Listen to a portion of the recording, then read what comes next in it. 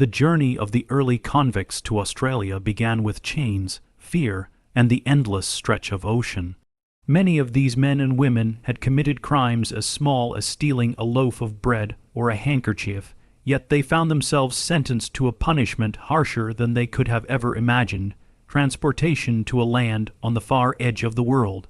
The first fleet set sail in 1787, carrying over 700 convicts, packed tightly into dark, airless holds.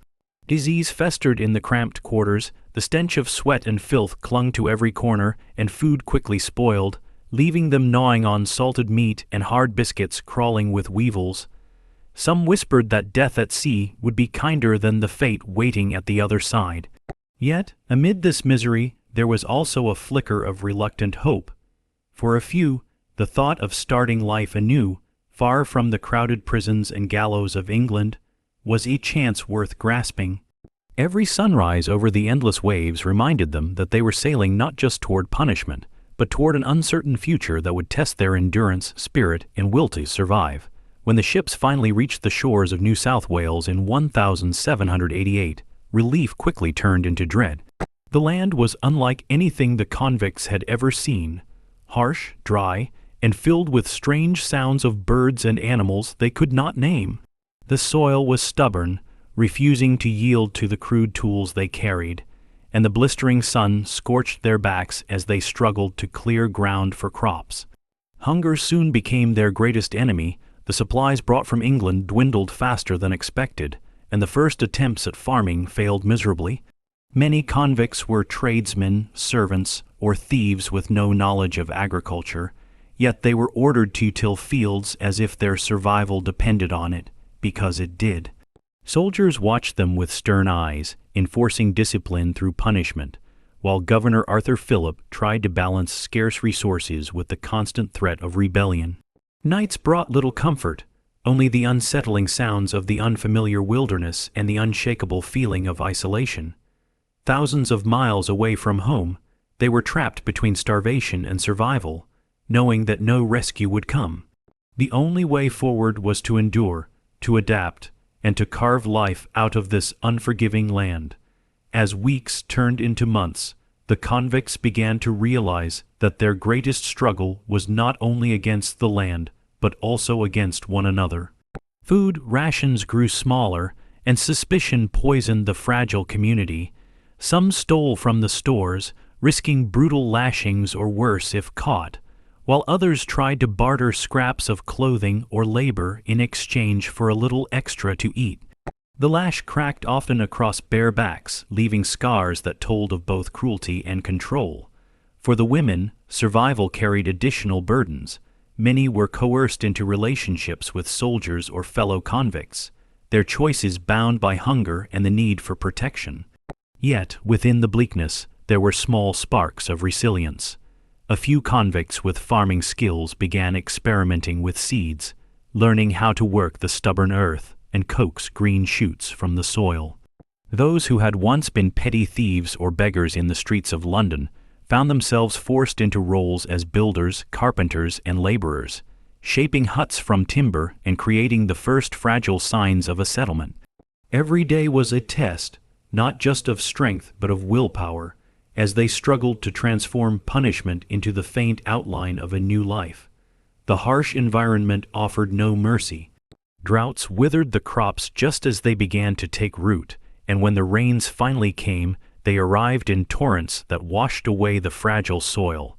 Livestock brought from England died quickly, unaccustomed to the climate, leaving the colony with even fewer resources.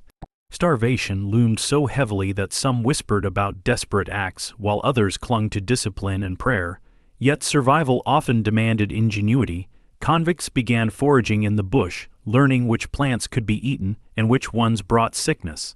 Some even dared to watch and mimic the practices of the indigenous people, who had lived on this land for thousands of years and knew how to read its rhythms. For the first time, convicts understood that their old skills, stealth, resourcefulness, and the ability to endure hardship, were not curses but tools that might keep them alive. But alongside this fragile progress, tensions grew. Soldiers resented the convicts' defiance, punishments grew harsher, and the sense of being trapped in a living prison without walls became suffocating. Each sunrise brought the same question to every man and woman: would they live to see the next, or would the land swallow them before they could learn its ways? Despite the endless hardships, the colony slowly began to change. Convicts who had once known only the darkness of prison cells now found themselves shaping a new settlement with their own hands. Rough huts became sturdier shelters, small gardens took root beside them, and the faint hum of survival replaced the silence of despair.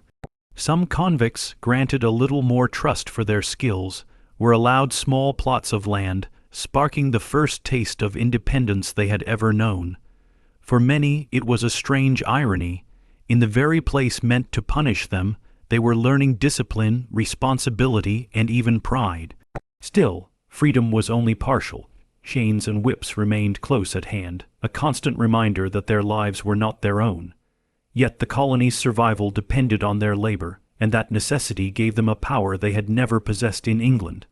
Some began to dream quietly that when their sentences ended, they might not return to the crowded streets of London or the hangman's shadow.